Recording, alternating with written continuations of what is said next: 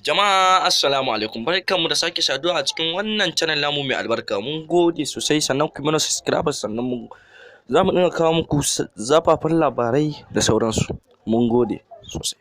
A yau ne muka samu labarin Shekau ya yi wa gargaɗi wa Malam Sheikh Abdul Jabbar cewar kuskuren da ya yi kuskure babba mutuka don girman Allah kuri. Amma da yake abin bai mana daɗi ba sosai. Sai abin da yake faruwa dai da Malam Abdul Jabbar kuskuren da yi, amma muna roƙon gwamnati da yanke mai hukunci daidai da abin da ya aikata. Dan Allah dan Annabi, idan ka ji wannan labari namu mai daɗi ya maka daɗi, kamar subscribe sannan ka danna mana ƙararrawar sanarwa. Mun gode, sai an jima. Za mu dinga kawo muku sababbin fina-finai da waƙoƙi in Allah ya yarda, a nan da jimawa ba kaɗan ba. Sannan da Rabbana.